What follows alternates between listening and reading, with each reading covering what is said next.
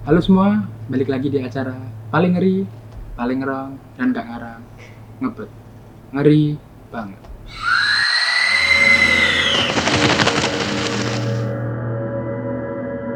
Dan di kesempatan sebelumnya, kita telah menceritakan beberapa kisah dari para kru, teman-teman kita.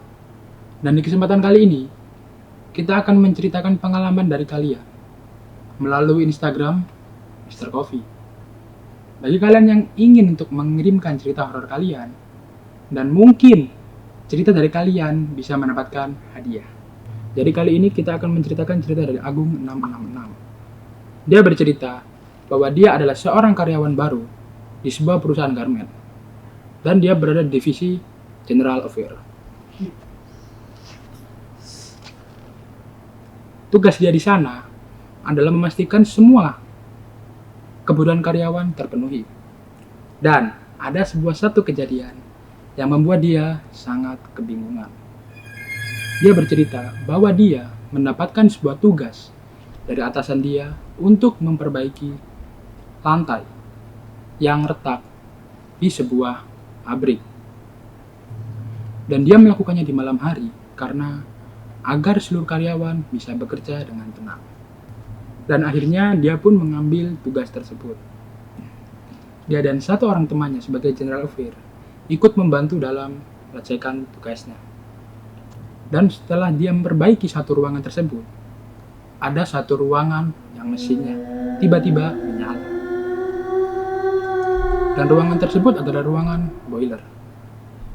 Jadi di ruangan boiler garment merupakan ruang pembakaran untuk kain-kain yang akan diolah. Di ruangan tersebut ada beberapa mesin yang seharusnya di jam 10 malam sudah mati karena karyawan sudah pada pulang.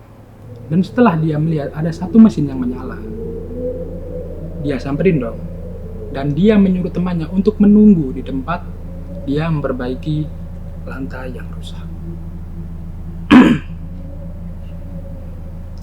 Setelah dia datang di sana, jadi ruangan boilernya itu seperti yang diceritain, itu ada 3 mesin boiler dan satu buat tempat meja dan kursi, di mana adalah tempat pembukuan.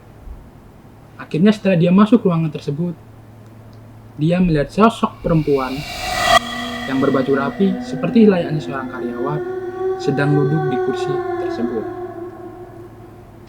Dan setelah dia melihat karyawati tersebut, dia pun menghampirinya dan tertawa. "Ning, kok belum pulang malam-malam sendirian?" Dan karyawati itu pun hanya mengangguk sambil tetap menulis. Akhirnya si Agung tadi bilang kepada karyawati tersebut, "Ning, kalau mesinnya saya matiin gimana? Karena semua karyawan yang bekerja di tempat boiler sudah pada pulang." Dan si Ning pun hanya terdiam sambil mengangguk. Dan setelah dimatikan, dia pun kembali ke temannya yang tetap memperbaiki lantai.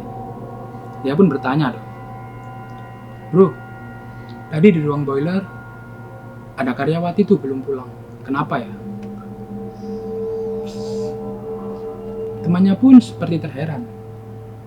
Kayak kata atasan atau kata manajernya yang menyuruh dia untuk bekerja malam karena sudah tidak ada karyawan atau karyawati yang sedang bekerja. Dia pun terheran dan menanyakan lagi ke temannya Agung tadi, apakah benar di sana ada karyawati? Soalnya di saat itu juga atasan sudah memastikan bahwa semua karyawan atau karyawati telah pulang.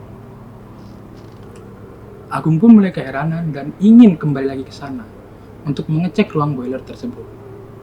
Dia pun akhirnya kembali ke tempat tersebut dengan harapan masih melihat karyawati itu ada di sana.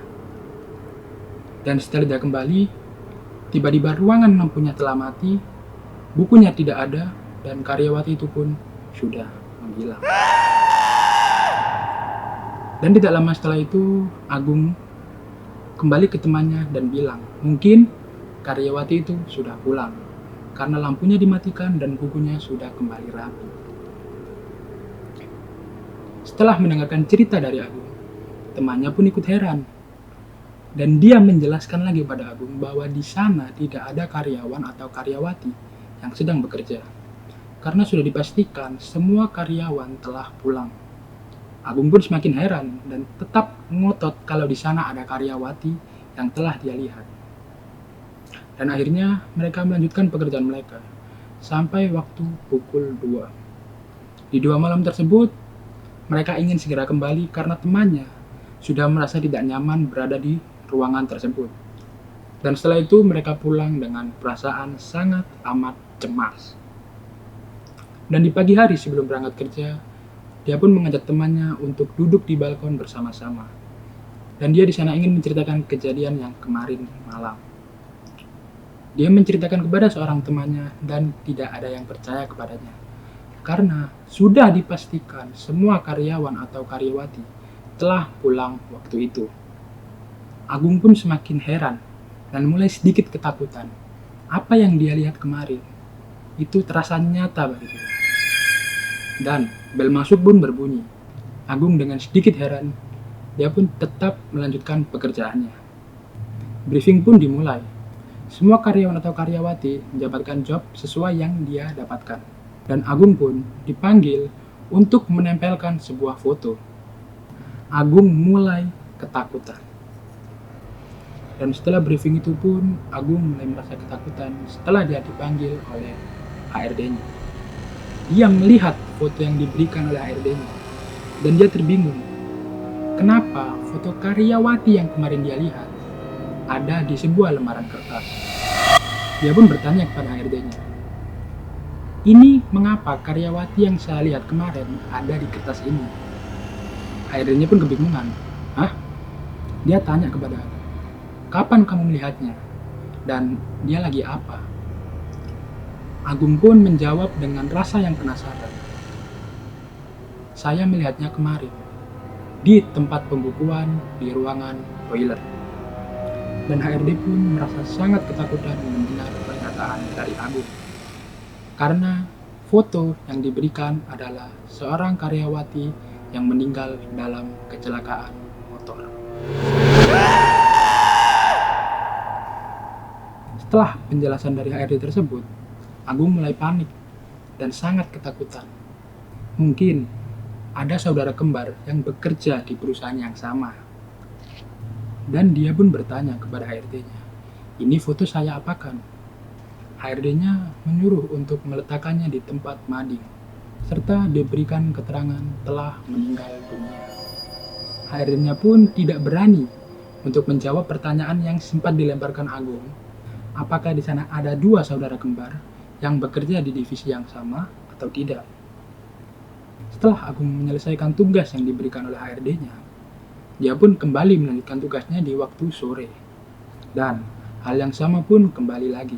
Dan Agung pun kembali mendapatkan tugas dari atasannya untuk memperbaiki saluran AC di ruangan boiler. Agung pun mulai merasa tidak nyaman dan ingin sekali untuk menolak tugas dari atasannya tersebut. Tapi dia tidak bisa berbuat banyak. Dia pun kembali menerima pekerjaan yang diberikan kepada bosnya tersebut. Dan waktu pun menunjukkan pukul 7 malam, di mana semua karyawan atau karyawati sudah pulang ke rumah. Dan setelah mendapatkan tugas itu, Agung pun kembali mengajak temannya yang bekerja sama dengan dia di bagian divisi General Affair. Dan setelah kejadian yang waktu itu, temannya tidak ingin untuk diajak lagi dan dia memutuskan untuk resign di tempat pekerjaan tersebut. Agung pun mengajak temannya untuk ikut sekali lagi dan tidak akan menerima pekerjaan yang sama atau memanggil orang untuk memperbaiki lantai tersebut. Dan setelah itu waktu menunjukkan pukul 8, di mana dia dan temannya akan memperbaiki ruangan yang saluran AC-nya rusak. Dan setelah dia memperbaiki selama beberapa jam, akhirnya masalah pun selesai. Tidak ada kejadian horor atau menyeramkan di waktu itu. Dan setelah ingin beranjak pulang, teman dari Agung ingin pergi ke toilet. Dan toilet di tempat dia bekerja dipisahkan antara toilet laki-laki dan toilet perempuan. Dan Agung pun menunggu di ruangan boiler serta temannya pergi ke kamar mandi. Dan di lorong menuju kamar mandi, dia merasa sangat dingin dan merinding. Dia pun pergi ke kamar mandi untuk buang air kecil. Setelah dia buang air kecil, dia pun kembali ke lorong tersebut. Dan di pojok lorong antara pertigaan antara ruang boiler, dia melihat sosok yang sama yang dilihat oleh Agung. Dengan rasa panik, dia pun memutuskan untuk kembali ke kamar mandi. Tiba-tiba, dia melihat sosok tersebut berdiri di sebelah pintu kamar mandi dengan wajah yang retak.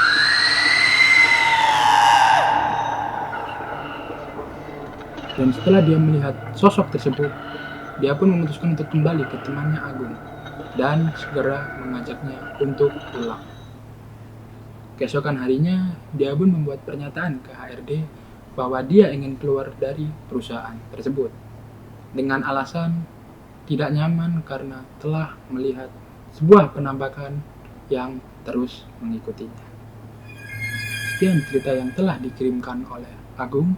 Bagi kalian yang memiliki kisah yang menakutkan, kalian bisa kirimkan ke alamat yang ada di deskripsi.